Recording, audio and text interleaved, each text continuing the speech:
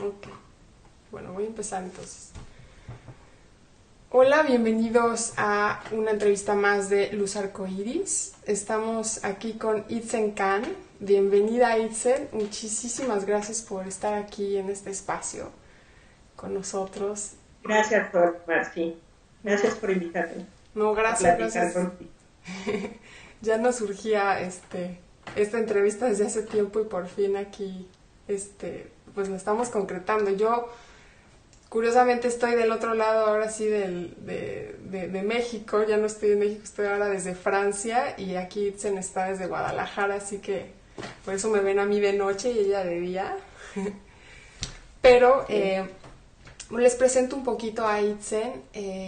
Bueno, yo conocí a Itzen porque me llegaron unos textos en los que habla sobre la cultura maya atlante y me llamó mucho la atención su información porque hace una decodificación de los símbolos mayas muy interesante que yo nunca había visto antes y a mí me resonó muchísimo tu información, Itzen, entonces de inmediato quise contactarte y bueno, hacerte 1000 preguntas, ¿no? Entre más leo lo tuyo, sé que tienes una cantidad de información brutal, así que vamos a intentar en esta ocasión, en esta entrevista, pues tocar algunos de los temas. Quizá la siguiente entrevista podemos desarrollar más temas específicos. Pero me gustaría mucho, bueno, Itzen, me parece que llevas más de 20 años investigando los temas mayas y atlantes.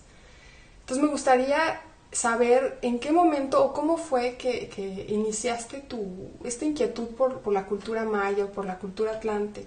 Porque sé de muchos, y me incluyo, que desde muy chicos tenemos esta atracción por lo maya, ¿no? Hay ahí un magnetismo, un misterio muy extraño que ¿no? Nos dice, ay, hay algo, hay algo, hay algo. Entonces me gustaría saber cómo inició para ti este camino. Mira, igual como tú dices, toda mi vida desde niña he sentido mucha atracción por lo maya, pero como con mucha familiaridad, como con mucho amor, con mucho gusto me jala mucho lo maya. Pero bueno, tan es así que cuando cumplí 15 años o iba a cumplir 15 años, yo le dije a mis papás, yo no quiero fiesta, ya sabes que en México se acostumbra, yo no quiero nada más que me lleven a la zona maya, yo eso es lo que quiero por mis 15 años y se me cumplió a los 15 años exactamente el día de mi cumpleaños, yo estuve en Palenque, entonces fue maravilloso, pero yo empecé ya la investigación conscientemente eh, precisamente porque lo que pasa es que tiene algo de historia mi vida.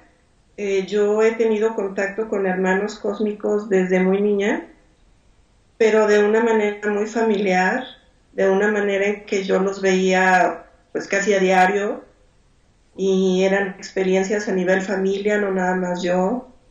Entonces tiene que ver un poquito con ellos, porque a los 14 años, ya para cumplir 15, yo he comentado que tuve la suerte de que una religiosa, una monjita, me enseñó control mental, psíquico y espiritual.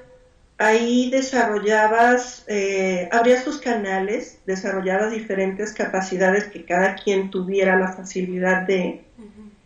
Y lo que a mí me pasó es que yo abrí mi canal de comunicación, mi canal de percepción telepática. Entonces yo comencé a escribir lo que yo captaba, ya sea del éter, después intencionalmente ya comunicándome específicamente con alguien y yo escribía. Entonces lo que pasó, ¿por qué te cuento esto? Es que al cumplir yo mis 15 años y llegar a Palenque, era primera vez que yo estaba en esos lugares, primera vez que yo lo veía, sentí, ya sabes, ese clic del que tanto se habla cuando llegas a un lugar que se te hace familiar. Sentí una gran emoción, una gran alegría, pero un amor así como que entrañable. algo así como de mucha nostalgia. Y entonces sucedió que cuando yo subía a un templo en específico, a una pirámide específica, que precisamente correspondía, después lo supe, a la época Atlante, un templo que tiene grabada la historia Atlante, ahí yo empecé a sentir que alguien me hablaba. Pero mucha información me empezó a llegar. Entonces mis papás ya sabían que yo tenía esa facilidad, entonces les dije que tenía que escribir, me dieron rápido un cuaderno, un lápiz, y yo comencé a escribir, pero rapidísimo. Se cuenta que alguien me estaba dictando algo. Ahí comenzó, se puede decir, la investigación, ahí comenzó mi inquietud por saber de la historia maya, que yo no sabía en un principio que era la misma historia Atlante o que tenían esa conexión. Claro. Y de lo que me cuentas sobre el contacto que tenías con los hermanos cósmicos, ¿cómo era este contacto? ¿Era en sueños? ¿Era física? ¿Era etérica? ¿Telepática? ¿Cómo era?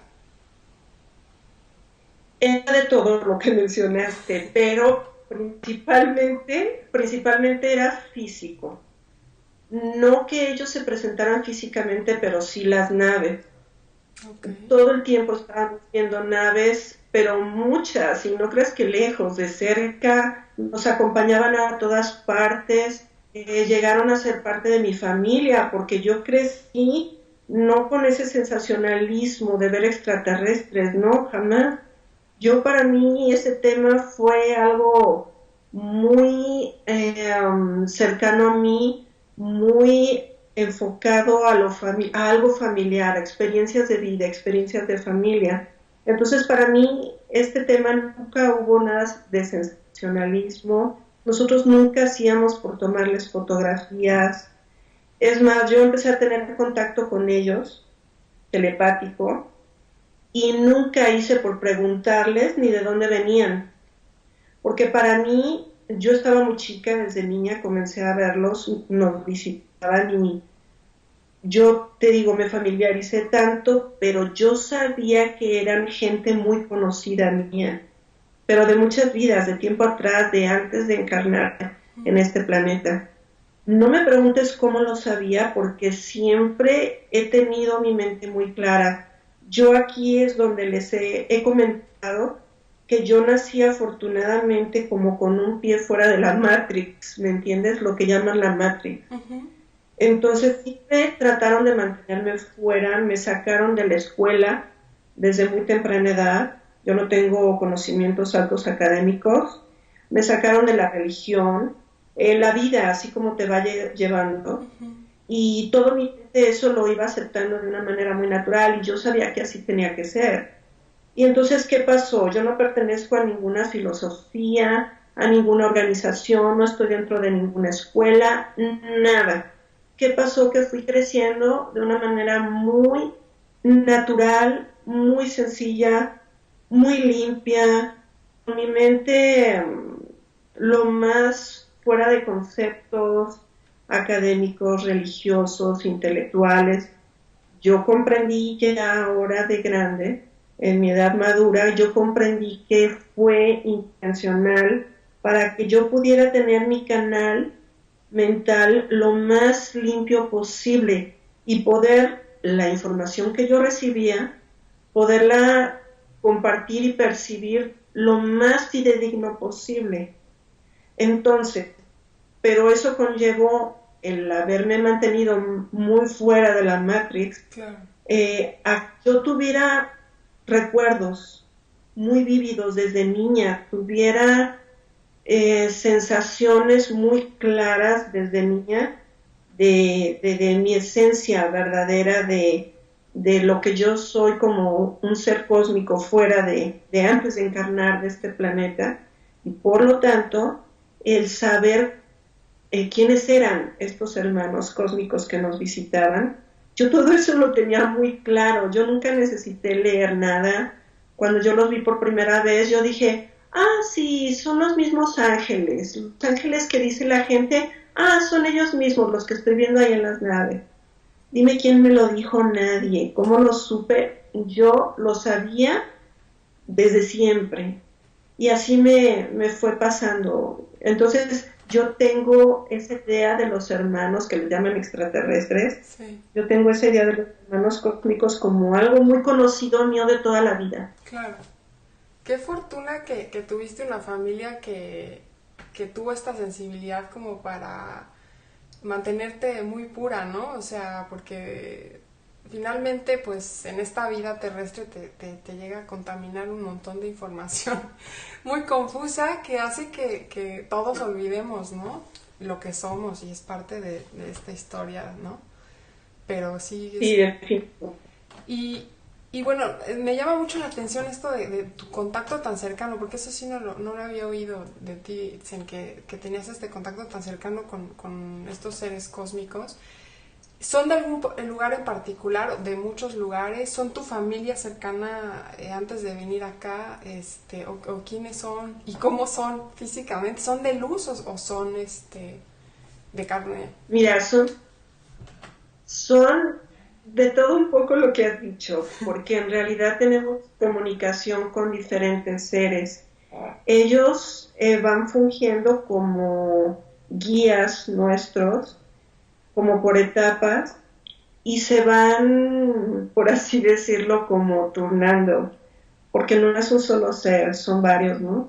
Y es toda una hermandad como la conocemos, la famosa hermandad blanca. Uh-huh. Realmente son ellos, son seres de luz, obviamente, son seres de una evolución más alta que la nuestra, pero hermanos en evolución, hermanos igual nuestros que los debemos de ver como iguales, ¿no? Uh-huh. Simplemente como hermanos de más edad, Uh-huh. con ese respeto los debemos de ver nada más como hermanos de más edad, pero no llegar a venerarlos, ni a idolatrarlos, ni mucho menos, ¿no? Entonces yo he tenido contacto con diferentes seres de diferentes lugares, de diferentes regiones, son simplemente para mí de la misma hermandad blanca de luz. Algunos son mi familia, sí, son familia cósmica,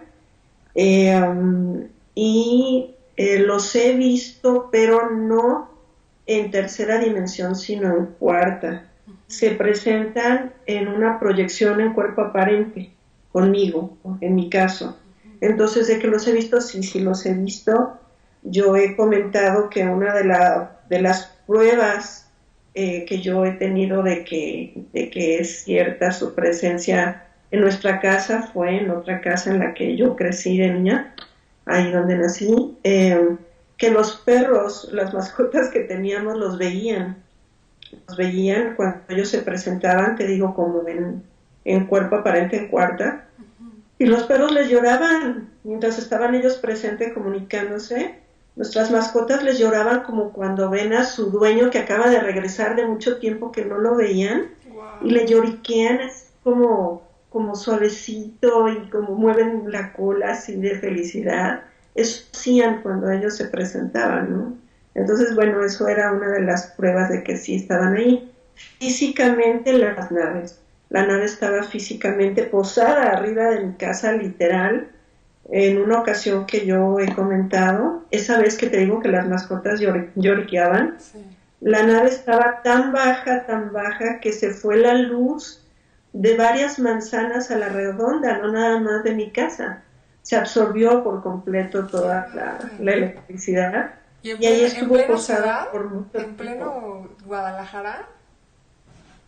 En pleno Guadalajara, yo estaba cercana al centro, nuestra casa estaba cercana al centro, entonces en plena ciudad iba amaneciendo apenas que nos despertamos para ir a la escuela, entonces nos despertamos para vestirnos, ponerte uniforme y demás, era muy temprano, y de pronto nos estábamos arreglando y se fue la luz, y nosotros teníamos ya esa mucha familiaridad con ellos, entonces mi hermana inmediatamente me dijo, están ahí, debe de ser una nave. Entonces salimos corriendo y efectivamente había un patio en el centro de mi casa, alrededor estaban los cuartos, un patio grande, tipo casa española, y en medio del patio pues ya fue la sorpresa de que sí, ahí estaba la nave, ¿no? Uy, qué belleza. Y como esa hemos tenido muchas experiencias. Itzen, Este, bueno, una vez que comenzaste esta investigación casi que innata de el contacto con los mayas, con la cultura maya, eh, ¿cómo fue que tengo muchas preguntas, pero la primera sería, ¿cómo fue que hiciste la conexión con los mayas y los atlantes? ¿En qué momento o por qué descubriste que había una conexión, una similitud, no? Muy buena pregunta y era algo que yo te quería comentar precisamente, porque ahí fue en ese momento que tú haces esa pregunta, en ese momento preciso de que yo hago esa conexión de lo maya con lo atlante, es cuando comienzo la información formal, tal como una investigación ya. ¿Cómo sucedió esto? Bueno, pues fue precisamente que se comunican, yo estoy para despertar, voy despertando una mañana y entonces en ese momento recibo comunicación telepática de ellos mismos, de los hermanos que nos visitaban, y me dicen específicamente una frase, me dicen, Nu de Mu, Portofir aún existe. Tal cual, y yo vi un símbolo al mismo tiempo, o sea, fue una proyección con una imagen, una visión y la frase que yo escucho, tal cual yo escucho que me dicen. Entonces yo ya estaba despierta y entonces me levanto rápidamente para escribirla y que no se me olvidara nunca, pero porque yo sabía que ellos me estaban diciendo aquella frase para que yo empezara a investigar. Esa frase para mí tenía mucho sentido, porque yo conocía de aquello que me estaban hablando. Es una ciudad, Portofir, que fue la que me mencionaron, es una ciudad atlante, de un nombre que le da una vidente, una escritora, Josefa Rosalía Luque Álvarez. Ella le da ese nombre a una ciudad atlante. Y entonces a mí llegan los hermanos y me dicen, esa ciudad atlante que tú has escuchado o que has leído de ella, aún existe. Y entonces me estaban diciendo, investiga, busca y comprueba que de verdad existe. Ha sido muy hermoso porque mi investigación no ha sido ocurrencias mías, sino que, número uno, me van guiando, y número dos, yo voy encontrando las pruebas físicas, las pruebas en los grabados, y aparte busco 2, 3 fuentes más o en diversos grabados que van confirmando aquella información. Así me voy dando cuenta que es algo que yo no voy inventando. Entonces la sorpresa fue que yo me puse a investigar, intuitivamente sé dónde tengo que buscar, sé qué libros debo de abrir, sé qué imágenes o lugares debo de consultar o lugares específicos arqueológicos, sé cuáles, en dónde voy a encontrar tal o cual información. Entonces mi sorpresa fue que el Palenque era precisamente la clave. Palenque en Chiapas, México, era esa ciudad atlante que todavía existía. Entonces, Wow. sí, fue una gran sorpresa. Entonces yo empecé ya como investigadora a buscar características específicas en Palenque que me confirmaran que realmente sí había sido una ciudad atlante. Y ahí empezó todo. Wow, qué belleza, qué historia. Y Itzen, tú mencionas mucho a Quetzalcóatl, ¿no? Sí. Y haces te he escuchado hablar de que haces una comparación como con Neptuno, me parece, de la deidad mitológica griega, ¿no? El dios de las aguas y los mares. Explícanos un poquito quién es verdaderamente Quetzalcóatl, porque si era Atlante o de dónde, cuál es su origen, quién era, ¿no? Porque hay un misterio enorme y a mí me llama mucho la atención siempre, desde siempre, esta deidad o este ser.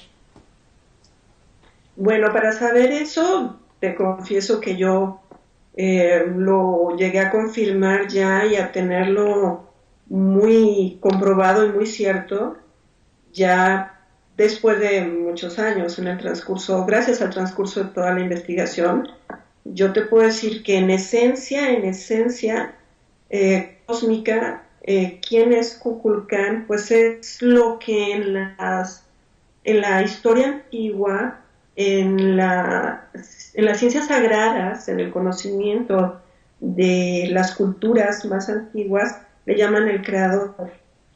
Es un ser cósmico de nivel espiritual alto, un ser de luz, que llegó a este planeta Tierra tutor, como tutor de la humanidad, es como te digo, es el creador, pero es una esencia misma de un ser que ha encarnado en distintas ocasiones en el transcurso de nuestra historia humana en este planeta, en distintos lugares.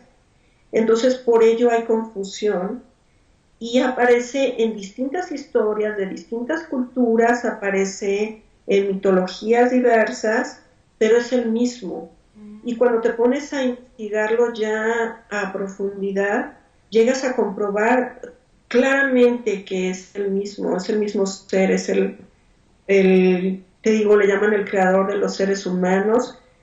Aquí en culturas mayas o culturas Hopi, por ejemplo, piel roja, fue el que en su génesis creó a los seres de la semilla de maíz, etcétera, etcétera, como lo mencionan en la mitología, o su historia de ellos en su génesis. Y en la mitología griega lo que tú comentabas viene siendo el equivalente al rey Tritón, y como Poseidón, por ejemplo, o Neptuno, viene siendo el linaje que ellos tenían, porque fue una serie de reyes atlantes de época Atlante. El imperio Atlante fue conformado por una serie de reyes, un linaje de reyes muy grandes, dicen de gran nobleza, de mucho conocimiento, mucha sabiduría. Ese linaje le llamaban el linaje de Poseidón. Los Poseidones era como, ¿qué te puedo decir? Pues sí, el nombre de su linaje, ¿no? El Poseidón. Entonces, para que me entiendas, Tritón viene siendo el último gran Poseidón. O sea, de ese linaje de los Poseidones, sí, reyes atlantes, Tritón viene siendo el último gran Poseidón. ¿Y quién es el último gran rey atlante? Me refiero de la época de luz, de la Atlántida, de la época de esplendor. ¿Y quién es ese último rey Tritón? Pues es nada menos que Kukulcán, es el mismo Kukulcán o Quetzalcóatl. Y entonces, el mismo físicamente, o digamos que, o sea, él permaneció hasta la cultura maya posteriormente, o reencarnó en este conocido Kukulcán o Quetzalcóatl. Reencarnó, no es el mismo físicamente, es el mismo álmicamente, el mismo en esencia, pero en diferentes épocas, en diferentes regiones del planeta, por diferentes encarnaciones. Le llaman bajadas que tuvo, diferentes bajadas le llaman en culturas indias. Él bajó a este mundo, vino a este mundo en diferentes épocas, pero encarnó tal cual. Entró en nuestro ciclo de reencarnaciones tal cual como un ser humano, como todos nosotros. Vivió y sufrió los sentimientos o las experiencias de carne, ¿no?, humana, junto con nosotros, pero fueron diferentes cuerpos, diferentes personalidades. Sí. Y digamos que su última encarnación ¿fue Quetzalcóatl o tuvo posteriores esa misma esencia álmica? Tuvo posteriores, y ahí, bueno, las personas, algunas se van a sorprender y algunas, ya ves, nos tachan de locos, pero todo lo que yo te comente, quiero aclarar que no son ideas mías, yo no pertenezco a ninguna escuela filosófica. Todo lo que yo te comente es nada más lo que yo traduzco o decodifico de los símbolos. La simbología sagrada o la simbología que pertenecía a las ciencias sagradas u ocultas de las culturas antiguas Es en lo que yo me he especializado, en esa simbología sagrada. Entonces, es el decodificar esa simbología sagrada me ha hablado, me ha dicho, ahí se encuentra, vamos, expresado que este ser tuvo varias encarnaciones e incluso una de ellas fue la del ser que se conoce como Jesucristo. Eso pensé que me ibas a decir y siempre había tenido esa idea. Tiene todo el Sí, así sentido. es. Y mira, como te digo, no es algo que a mí se me ocurra. Yo presenté el último escrito de recuerdos de Atlántida, que es una serie de escritos, una cadena de escritos que llevan una secuencia que he estado presentando en internet. En el último, en la parte 14, ahí precisamente yo presento simbología de Jesucristo que coincide y corresponde con este mismo ser creador que llaman tanto Kukulcán como Ea Enki, incluso el creador desde el principio, lo más antiguo que fueron los sumerios, y cómo hay coincidencia y constancia en su simbología, en donde te puedes dar cuenta que realmente es el mismo ser, la misma esencia, nada más encarnada en diferentes épocas. Claro, tiene mucho sentido. O sea, finalmente la esencia del mensaje que dio en diferentes tiempos, en diferentes lugares del planeta, era el mismo. Era lo Era la mismo. misma. Sí. Y bueno, regresando un poco a la Atlántida, Itzen, ¿cuál era el propósito de esta civilización? Porque por lo que sabemos, muchos era una civilización súper avanzada, ¿no? Con muchísima sabiduría y tecnología, inclusive muy, muy avanzada, mucho más avanzada que la de ahora, inclusive. Eh, ¿Cuál era la idea, o sea, de esta civilización y qué pasó después? ¿Por qué no progresó? ¿Por qué desapareció? ¿Qué hicieron mal? ¿Qué se hizo mal? Mira, la clave para responder estas preguntas y muchas otras dudas que tenemos es la dualidad, el ser conscientes de que la humanidad fue creada con una dualidad interna. La energía está hecha en base a eh, una dualidad polar energética. Entonces estamos hablando de dualidad en muchos sentidos, tanto dualidad interna como externa. Estamos hablando de dualidad tanto polaridad energética positivo-negativa como oscuridad, luz, como femenino, masculina, ¿me entiendes? Estamos hablando en todo ese sentido. Entonces, ¿por qué te menciono esto? Porque tanto hay esa presencia de energía de luz en el planeta como de oscuridad, y son fuerzas, energías opuestas, que unas van avanzando y las otras van como retrocediendo, van como creando esa fricción que para los mayas era la danza eterna de las energías, ¿no? Ese juego, esa lucha que era como un baile cósmico eterno, pero que gracias a esa oposición, digamos, a ese contraste de energías, era que existía el movimiento, lo que ellos llamaban el Ojin, el eterno movimiento de las energías. Entonces, eso tiene mucho que ver en el que la humanidad siempre haya tenido etapas de evolución, etapas de crecimiento, etapas doradas y luego de crecimiento, ¿no? Etapas ya en que la humanidad decae, toda la civilización decae y como que se autodestruye para renacer en una época siguiente.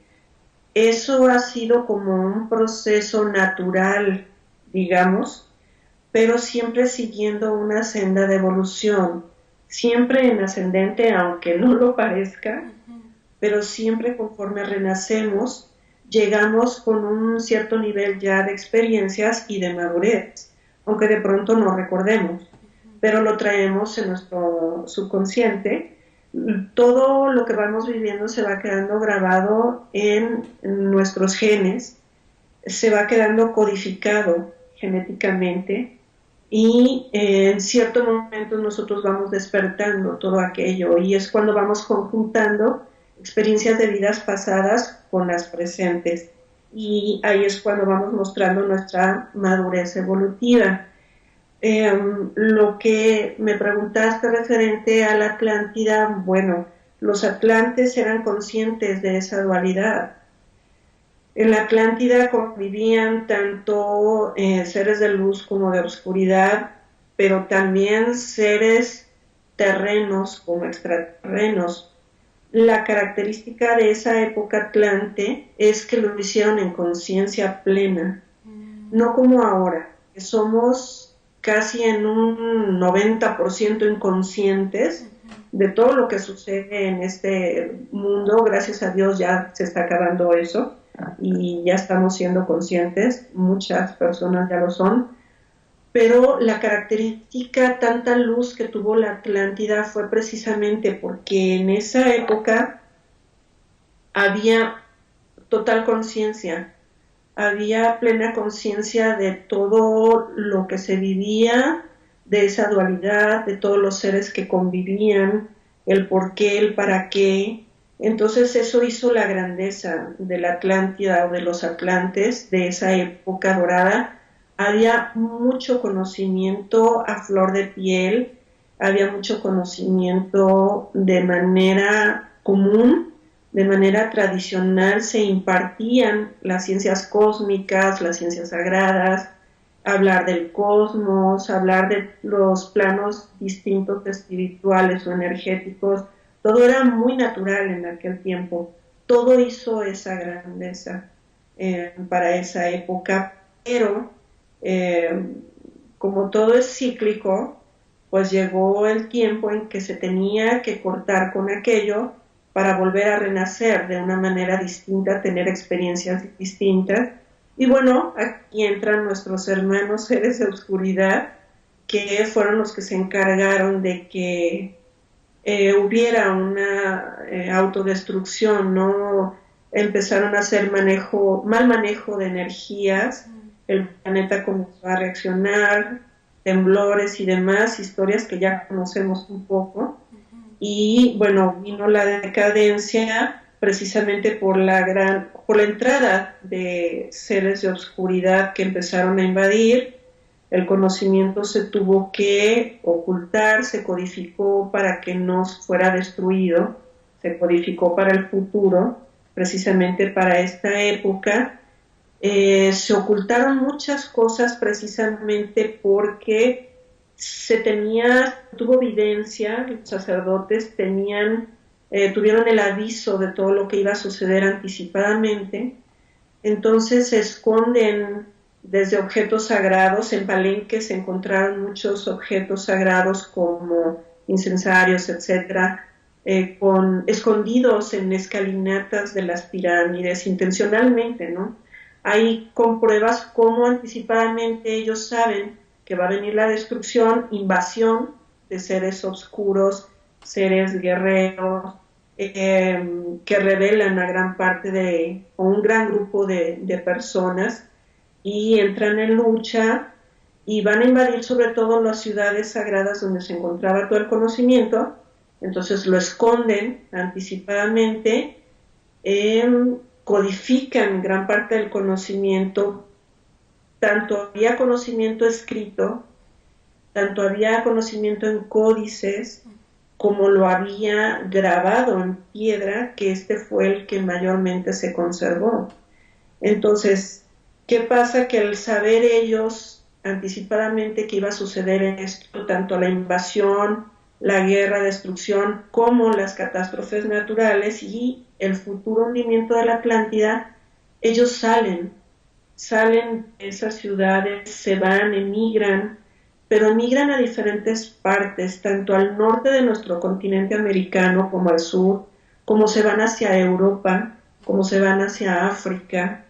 Entonces, esa mágica desaparición de los mayas Pues no fue magia en realidad, ¿sí? Sino que fue realmente que huyeron, que viajaron, se separaron en grupos y se fueron a diferentes regiones del planeta. En realidad, los mayas no desaparecieron por arte de magia, muchos murieron, obviamente desencarnaron porque ya les correspondía, pero algunos quedaron y se autodestruyeron se destruyeron, perdón, junto con el hundimiento de la Atlántida, pero muchos se salvaron porque se fueron a otras partes, y prueba de ello son, por ejemplo, los indios Hopi de Arizona, de Norteamérica, porque ellos recuerdan que vienen de esa zona, ellos recuerdan que ellos estuvieron en la ciudad sagrada roja que hoy se le conoce como Palenque, los Hopi, y ellos te cuentan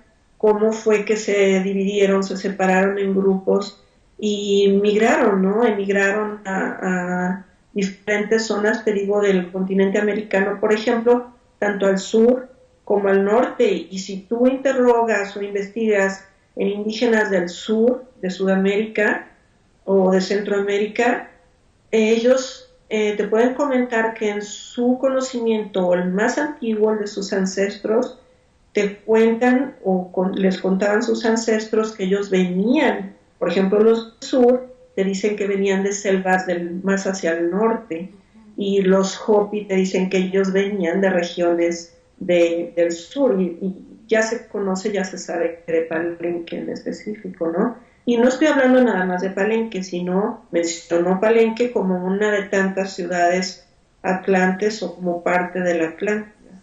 Claro. Entonces, de alguna forma, bueno, los sacerdotes de esa época atlante decidieron voluntariamente esconder esta información para salvaguardarla, ¿no? Pero actualmente Sí. sabemos que, bueno, los altos mandos hoy en día que rigen nuestra sociedad no les interesa mucho que nosotros conozcamos este tipo de información, nuestros orígenes reales. ¿Tú por qué crees que se nos oculta esta información, Itzel? Bueno, siempre es por la ambición, por el poder, ¿no? Más que nada. Es lógico y es bien sabido que si tú mantienes a alguien en ignorancia, en el desconocimiento, tú lo puedes controlar. Tú tienes el control sobre esa persona, y esa persona se siente pues un tanto indefensa, un tanto que se siente que no sabe de dónde sostenerse, que necesita bastones como lo son la religión, como lo son de sus gobernantes o de seres que, que ve con poder, ¿sí? O que así se lo han hecho ver, que son superiores o que tienen poder, erróneamente, claro. Entonces, ¿por qué sucede esto? Porque la gente se siente con mucho desconocimiento, lo que le da inseguridad. Se hace muchas preguntas y al no tener las respuestas claras, siente como que ve oscuridad hacia adelante, ¿sí? Un futuro algo incierto. Eso le da inseguridad, eso le da miedos. Entonces, como niño chiquito, optas por hacerte para atrás y recargarte en alguien que crees que es más grande que tú, que tiene conocimiento o más conocimiento que lo sientes más fuerte. Entonces así se comporta la humanidad en su mayoría, o se comportaba, ya está pasando, gracias a Dios, gracias a la vida, así se comportaba la humanidad conforme o respecto a los grandes líderes, ya sea políticos o religiosos. Ellos lo ven, ellos ven esto que te estoy comentando, entonces procuran que así siga la humanidad sintiéndose en esa inseguridad, en esos miedos, en ese desconocimiento, para que sigan buscándolos a ellos como un apoyo, que los sigan como borreguitos, ¿no? Claro. Obedientes, y eso que pasa que les da poder. Y entonces más que nada por eso es. Pero es algo que se está acabando ya con toda la entrada de luz, de conocimiento, que es para todas las personas, que es para toda la gente, ya no de los iniciados, ya no exclusivo de las ciencias sagradas y de los que tenían acceso a ella, ya no, ya se abrió a toda la humanidad, a cualquier persona que obviamente abra su mente y su corazón a este conocimiento, que lo puedan entender porque les corresponde, pero nos va a servir para que empiecen a desaparecer los miedos, la gente empiece a tener más seguridad y entonces ya no haya tanto dominio o esa facilidad de poderlos controlar o someter. Entonces, ¿qué trae toda esta luz, todo este conocimiento? Pues trae libertad, ¿no? Libertad mental más que nada, la liberación de nuestros corazones, trae seguridad y trae paz. Itzen, estamos a unos cuantos días del esperadísimo 21 de diciembre del 2012. Hay muchísima gente que tiene mil ideas sobre estos tiempos y algunos súper catastróficos, etc. Para ti, después de todos estos años de investigación y de conexión con la cultura maya y atlante, ¿en qué momento estamos? ¿Qué está pasando y qué va a pasar para ti? Pues estos días y los años que vienen. Mira, para mí estamos en pleno cambio.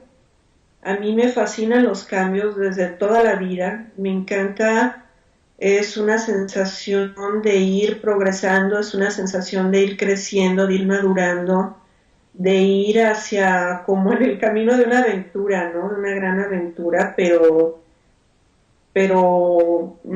llegando a cosas o por llegar a cosas hermosas. Estamos en pleno cambio, como te digo, estamos en pleno despertar, pero no catastrófico. La gente ya se tiene que quitar eso de la mente. Te voy a decir por qué. Lo que nosotros conocemos como catástrofes, que son catástrofes naturales, que son eventos que nos sobrepasan a toda la humanidad y bueno, pues pueden ser temblores, pueden ser inundaciones, huracanes, etcétera, a todo ello me refiero, que es a lo que le tiene tanto miedo a las personas y de lo que tanto se habla para fin de ciclo. Todo eso ha sucedido siempre, sin una fecha específica, y todo eso lo hemos estado viviendo ya, y muy fuerte, pero a veces es más, a veces es menos, como vibra la energía, ¿no? En ondas a veces más altas, a veces más bajas, a veces hay tiempos de paz, a veces hay tiempos en que se viven, la naturaleza se agita más y bueno, se viven más este tipo de cambios naturales, ¿no? O movimientos sísmicos, etcétera. Entonces, ¿por qué encajonarlos en una fecha? ¿Por qué encajonarlos en un tiempo específico si los hemos vivido desde siempre? Hay una gran historia de temblores, de huracanes, de lo que quieras.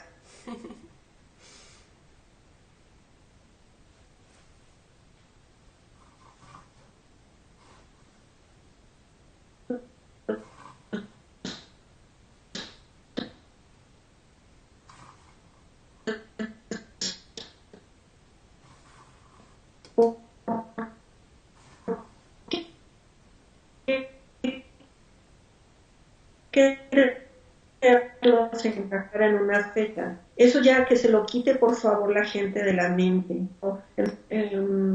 No tenemos por qué relacionarlo con una fecha específica y mucho menos de manera catastrófica. Simplemente, ¿qué está pasando? Que eso lo tenga la gente en mente. Lo que está pasando es que estamos viviendo una aceleración energética, aceleración en la que vamos a rebasar incluso nuestro tiempo lineal.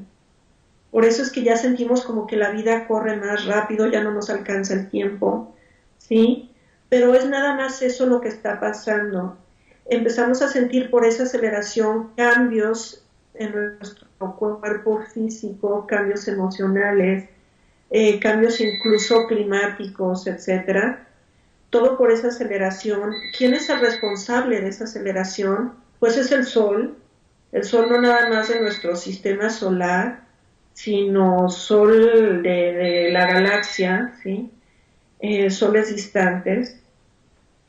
Y él se está encargando, como parte de un plan evolutivo, todo es por bien, nunca por mal, se está encargando de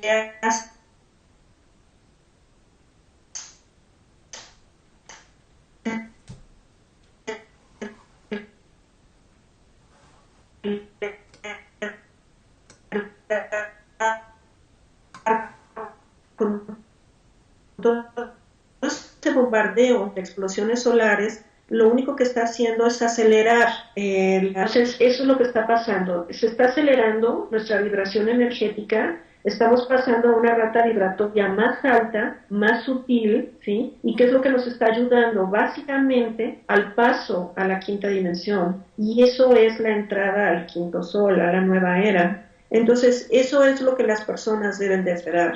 Que haya temblores o que hubiera ciclones, huracanes o lo que sea, no tiene nada que ver y tiene que ver todo al mismo tiempo porque es parte de la vida natural, pero no como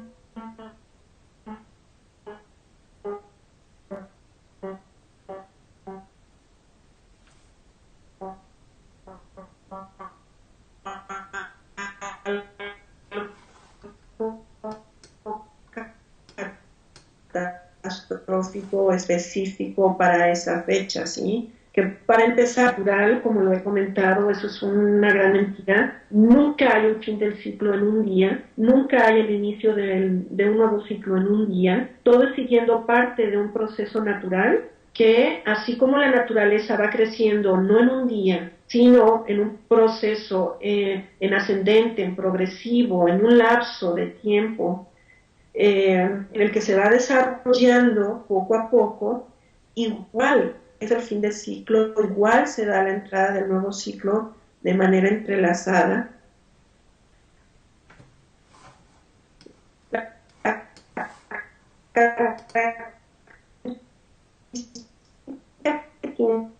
Este diciembre va a ser el que pues ya la humanidad está conjuntando su mente, ¿sí? Se está sintonizando en esa aceleración de energía y como en ese jalar de luz, de esa entrada de más luz, de esa entrada a un nuevo ciclo, pero no porque suceda en ese día, sino que la gente así lo está como provocando el hecho de conjuntar toda su mente para todos en sintonía, para en este diciembre que provocan como mayormente ese aceleramiento, ¿me entiendes? Esa sincronicidad, que lo hagan está bien, que todos se sintonicen, pero para esperar cosas hermosas, para jalar más luz, pero más que nada para estar en paz, que no piensen en catástrofes, que no piensen porque no hay un fin del mundo, no existe,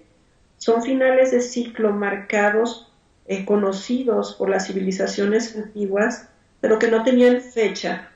Como te lo comento, se daban de manera en que no se siente, vamos, se da de manera entrelazada. Claro. Ya estamos, de hecho, desde hace años viviendo el cierre de ciclo de la cuarta era y ya estamos entrando en la nueva era, en el quinto sol que le llaman, pero ya estamos dentro de la quinta era, empezando a vivirla. Por eso es todo este bombardeo de información, de tanta luz, de tantos descubrimientos y del develar o decodificar la simbología, el conocer la historia atlante, etcétera. Okay, sí. Para terminar, Itzel, en esta ocasión, y no extendernos tanto, y ya yo creo que vamos a continuar, si se puede, en otra ocasión para seguir, porque es increíble toda la información que tienes. Entonces me gustaría como desglosar parte de la información y clavarnos en ciertos temas. Pero ahorita, para concluir, ¿tú qué le recomendarías a las personas en esta época hacer o estar, o cómo, ¿Qué les dirías a las personas para estos días que se siente el colectivo como muy ansioso, muy impaciente, ¿no? ¿Qué les dirías? Es que ya no manejen en su mente aquello digamos, todo lo catastrófico, ¿no? Aquello del fin de nada. O sea, no manejen nada que les pueda causar miedos, no manejen nada que les pueda causar inquietud. A mí me encantaría que este diciembre, desde ahorita, lo empiecen a manejar de una manera específica y muy peculiar, con mucha paz, con mucha armonía, mucha tranquilidad, el hecho de que van a vivir de la manera más normal, siguiendo su vida lo más natural posible, ¿sí? Porque en lo natural es donde está más la luz, así tal cual, siguiendo más tu orden que te dio la vida, siguiendo más tu camino que te dio la vida, es donde puedes tener tu más luz, más armonía, más paz. Entonces mi consejo es que vivan su vida lo más normal posible. Si se quieren juntar a hacer oración, que lo hagan. Si quieren meditar y jalar luz, que lo hagan. Pero dentro de una cierta normalidad o naturalidad, con mucha armonía, con mucha paz, nada, digamos, que altere su curso de vida normal, porque ya desde el alterar tu curso de vida normal, pones alteración a la vida, a tu paz, a tu armonía, y eso no es luz, eso es oscuridad que tú mismo vas metiendo al orden de vida natural, ¿no? Entonces, mi consejo es ese, que traten de esperar, así como llegó el 2000, que tanta inquietud causaba a las personas, porque no sé si recuerdas que también un poquito se manejó, Sí. no por los mayas, pero sí un poco quizá por lo apocalíptico, religioso, no sé. Se esperaba también para el 2000. Manejaron esto mismo, se lo recuerdo a las personas, del fin del mundo, etcétera, etcétera. Y no pasó nada, o sea, la vida sigue su curso natural con los humanos o sin ellos. Entonces, no porque nosotros lo digamos, va a venir un fin del mundo, el fin del mundo no existe, solamente está evolucionando y contrariamente a lo que muchas personas creen, en lugar de ser todo catastrófico y que vamos a esperar cosas malas y oscuridad y demás, es todo lo contrario. Vienen cosas hermosas, viene mucha paz, sigue llegando mucha luz, seguirá conocimiento todavía. Las personas que se van a seguir interconectando en conciencia, seres que se van a seguir reencontrando, sintiendo mucha familiaridad entre ellos. ¿A qué me refiero? A esa unidad de la humanidad que cada vez se está haciendo más fuerte y se está consolidando como una realidad. Para allá es para donde vamos, eso es lo que la gente debe de esperar y que eso tenga en mente y que siga viviendo su vida normal, queriéndose cada día más y respetándose cada vez más, pero manteniéndose en paz, en armonía y en conexión cada vez más en contacto con la naturaleza, que ella es nuestra mayor escuela. Itzel, muchísimas gracias por esta entrevista. Ha sido un placer pues escucharte y convivir contigo. Me pareces súper, súper familiar. Gracias. Y espero, bueno, tener la oportunidad una vez más de poder hacer una segunda, quizá tercera entrevista a su tiempo, pero por ahora me parece que ha sido una muy, muy buena entrevista y te agradezco muchísimo. Gracias a ti, cuando gustes, yo encantada y bueno, feliz de haber platicado contigo y de que me des la oportunidad de compartir todo esto, ¿no? Que bueno, todos en algún momento sentimos esa necesidad de expresar ya sea artísticamente o hablando y expresar lo que tenemos dentro, sacar esa energía tan hermosa que traemos dentro, pues yo te agradezco que me des esta oportunidad. No, al contrario. Muchas gracias. Un besote y un fuerte abrazo.